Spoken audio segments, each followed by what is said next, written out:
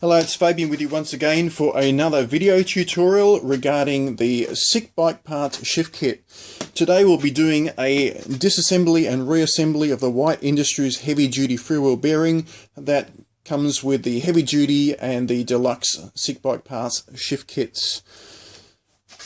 Typically, if a bearing fails, you will have a situation where it damages the locking ring, it damages the snap ring, it damages the dust seal, and obviously it damages the bearing. So these items will have to be replaced, and when we do the disassembly I'll lay those out and you can see which items you need to get from SickBikeParts. These items are not listed on the SickBikeParts website, so you will have to ask for them by name.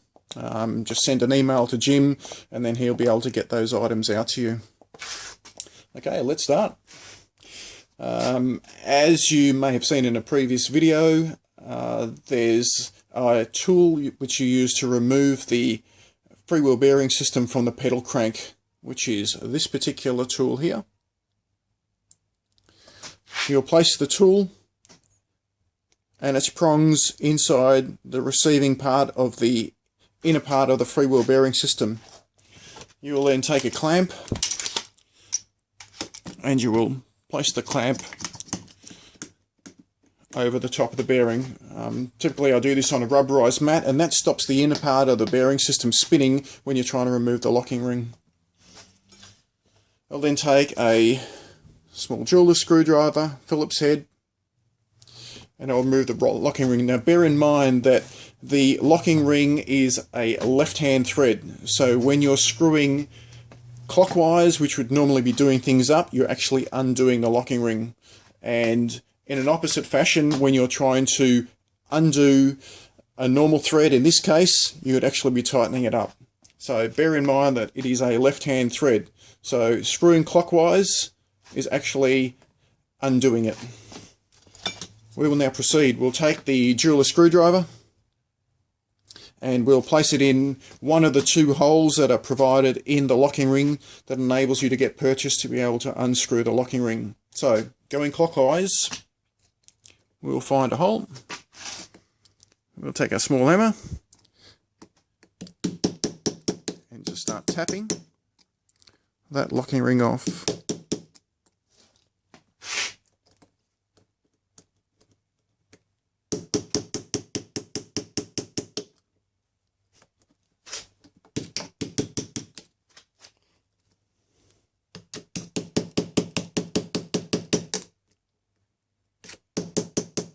Just got to break it free.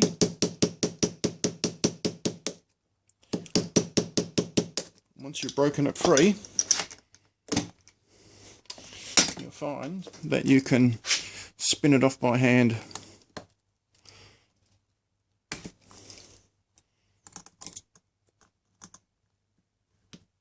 There we go.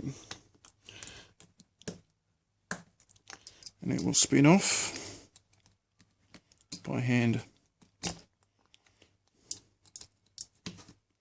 Okay, this is an example of a locking ring that I've had from a very long time ago, and it was involved in a bearing failure and it ended up being quite mashed up. So for the purpose of the exercise, I've just roughly put this together to give you an idea of what's going on, because I did make a video previously and the SD card decided to die, so I've got to do this all over again. I'm just trying to speed it up a little bit.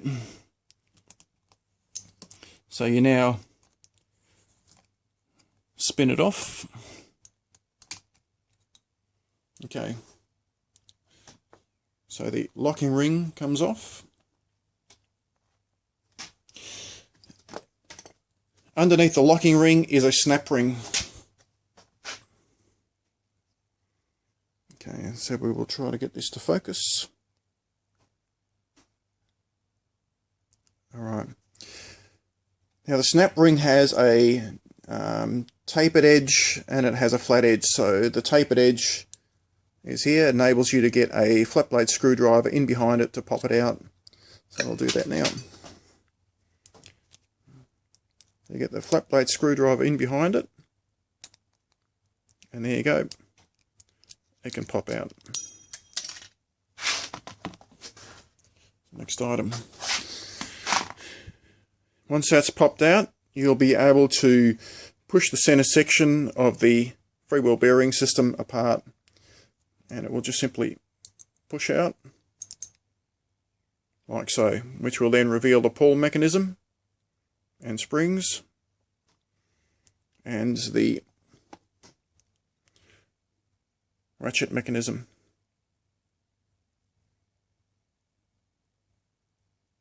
So you can see it's a quality item, beautifully machined. This is around about $70 as an individual part through SickBikeParts, and I can well recommend it. Not this particular item, but the other freewheel bearing that I have has done around 60,000 kilometers or around 35,000 miles in its life, and the only thing that it's had replaced is the bearing that you can see here, and I've put about 10 or 11 bearings through that particular White Industries Freewheel bearing system. So very, very good item. The only thing that fails is the bearing, which is a replaceable item. Okay. Next thing we have to do, get it to focus. Next thing that we have to do is to push out the bearing, and the bearing simply pushes out through the ratcheting front section. You just get your thumbs in there and you can push it out, or for the most part you can generally push it out. But if you can't, which is in this case, you can get a small screwdriver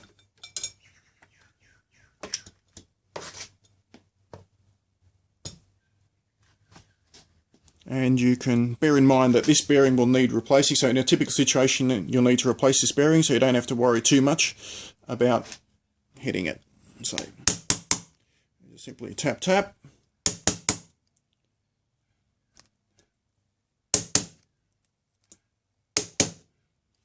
and the bearing will pop out. So you can see there. There it is, it's almost out.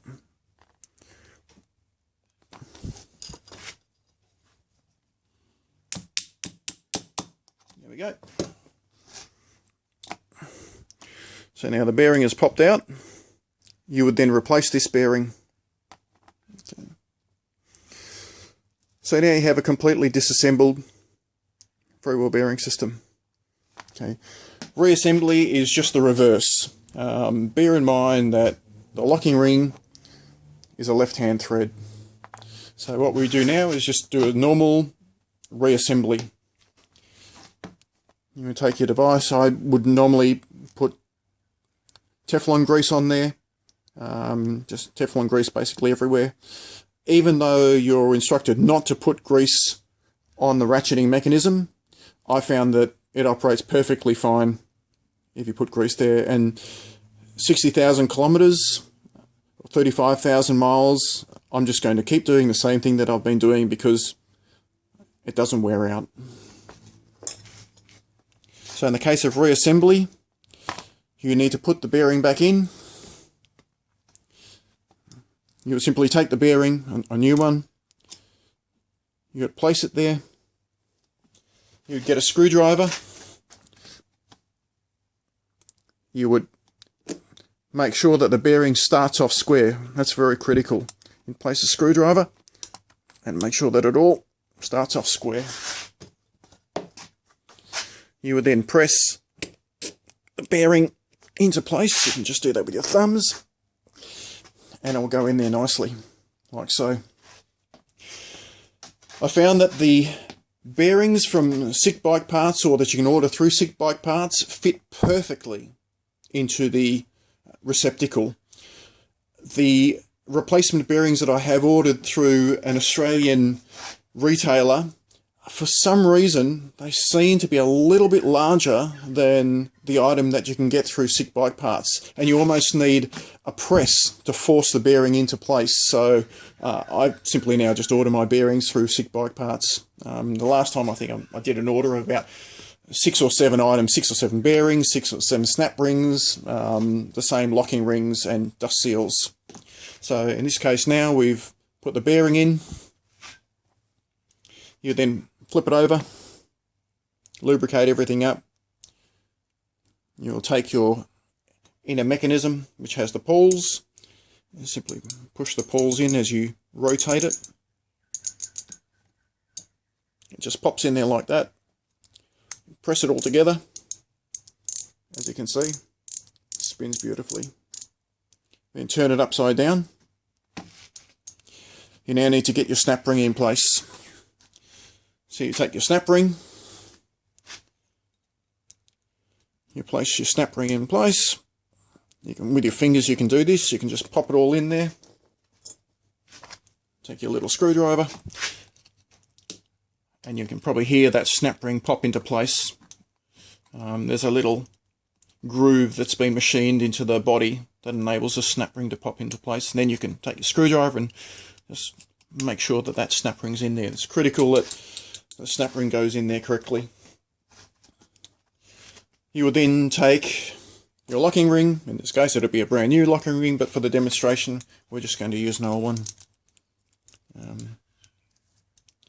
You will then use the unscrewing method, because it's a left-hand thread, to do it up. Okay. You screw it into place. Now, I must stress that it's a fine thread that's used on the locking ring. So if you turn it a third of a turn and it jams up, guaranteed you've cross-threaded it. Do not attempt to try to do the thing up. It should just simply spin on quite easily. It should just spin on, and then you'll find it'll bottom out and it's locked up. Then you just do the reverse, where you take your tool, you put your tool on there like so, and tap tap tap.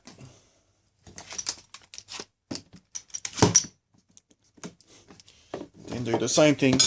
It's important to use a 45-degree angle, because you do not want to dent the bottom part of the lock ring.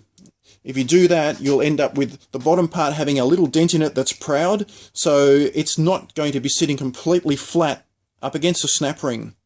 It is really, really important to ensure that the bottom part of the locking ring is absolutely flat and undamaged. So I generally use a 45-degree angle and try not to push down too hard.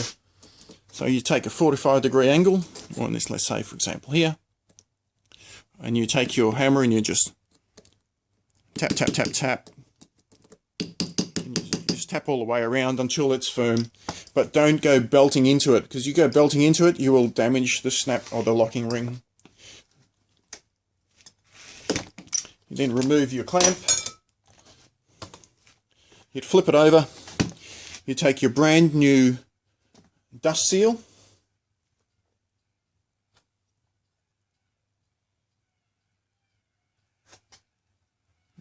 That one. You take a brand new dust seal, which is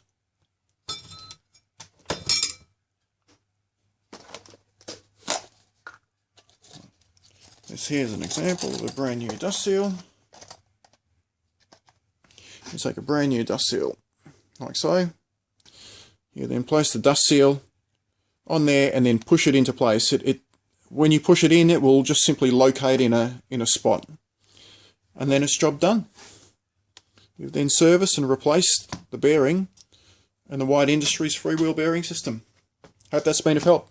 Thank you.